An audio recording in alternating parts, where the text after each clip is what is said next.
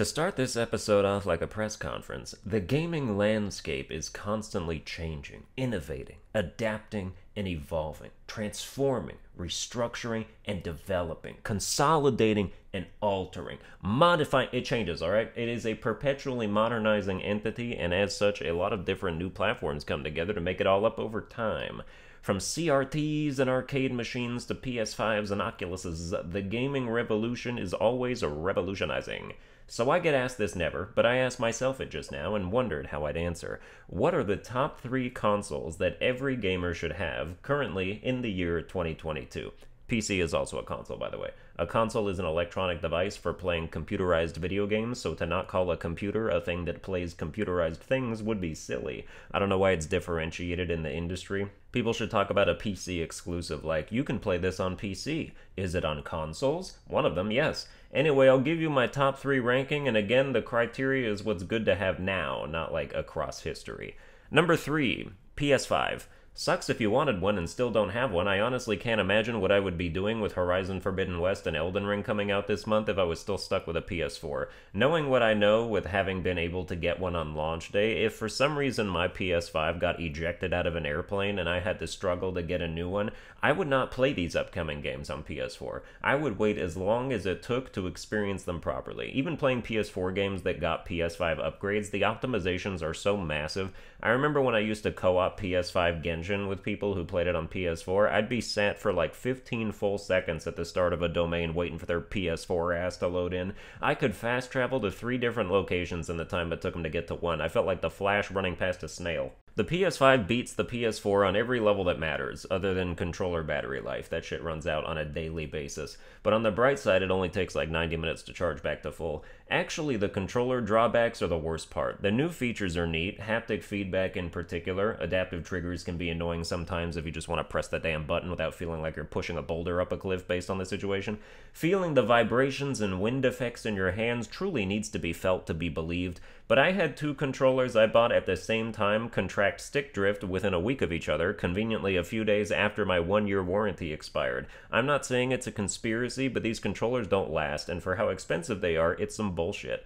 But the system itself is the bomb, and in the modern day, being able to play modern Sony exclusives as they launch rather than waiting years for them to come to PC if they ever do, is worth the price of admission. Imagine just now playing God of War for the first time because you never had any kind of PlayStation, and you still haven't gotten to play Bloodborne, or Demon's Souls, or Ratchet & Clank, or Spider-Man. It must be like living in a foreign country that gets American TV 10 years later. People in Bangladesh right now are probably complaining about the finale to the original Dexter.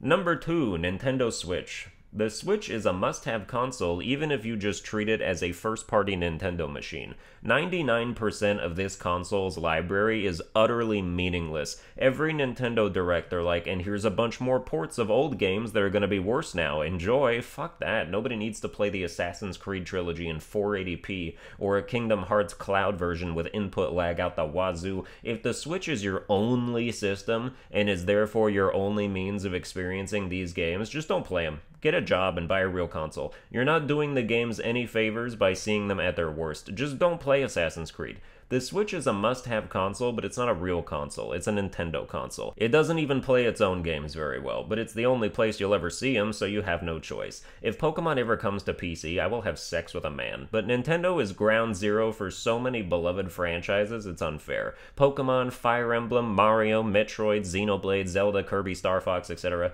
So they have you by the balls playing their barely optimized games. Imagine Switch games on the PS5. Imagine Fire Emblem 3 Houses, but without framey battle animations in a monastery pop-in range less than 10 feet. Imagine Pokemon Legends Arceus, but with better everything. Super Mario Odyssey is still the smoothest Switch game I've ever played, and that shit launched 5 years ago. But the Switch is still ranked higher than the PS5 because many of the best games on PS5 are multi-platform. The exclusives are great, but a bunch of them are starting to come to PC. Meanwhile, the Switch is the only place to play Nintendo games, and Nintendo games, despite everything, are still real good. Would be better on other platforms, in our arguably, but still real good as a necessity. Also, the portable aspect does not matter to me at all. I play my Switch docked 100% of the time. Number 1, a good PC. PC is number 1 because PC not only eliminates Xbox from the conversation, hence why I never even mentioned it till now. There is no reason to have an Xbox if you have a functional PC, but also because Steam is the absolute front line of gaming. Some of the mega hit indies will get console ports in short order after their wildly successful PC launches,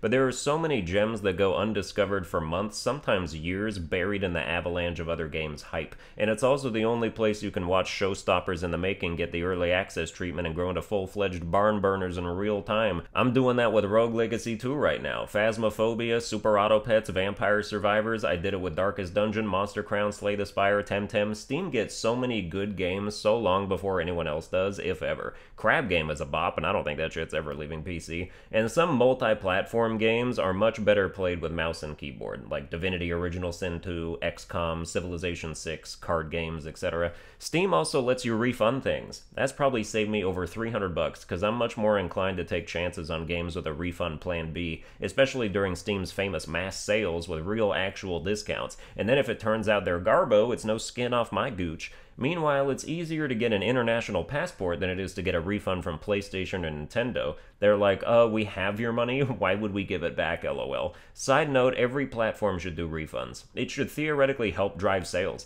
because people will take more chances on games, and then if they like them, they don't refund them. Steam stops you from refunding a game if you've played it longer than 2 hours or kept it for over 2 weeks, and that's a good system that stops a large amount of possible tomfoolery.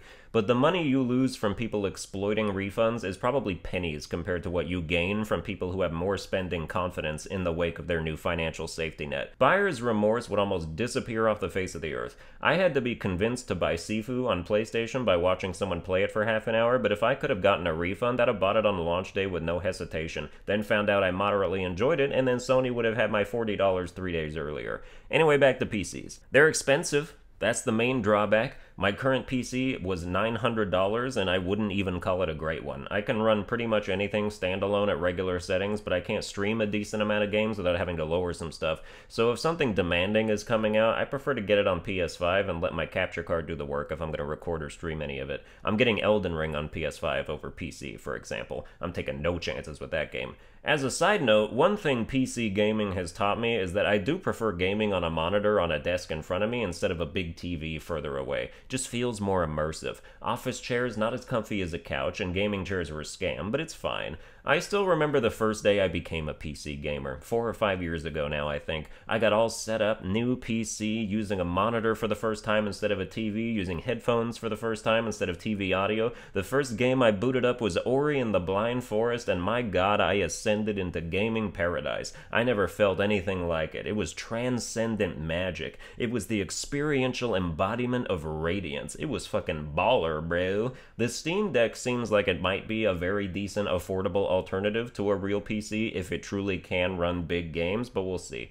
Well, that's going to do it for this episode. I hope you enjoyed it. Follow me on Twitter at Sunburned Albino. Watch half my videos during breakfast and the other half at dinner, and I'll see you guys next time.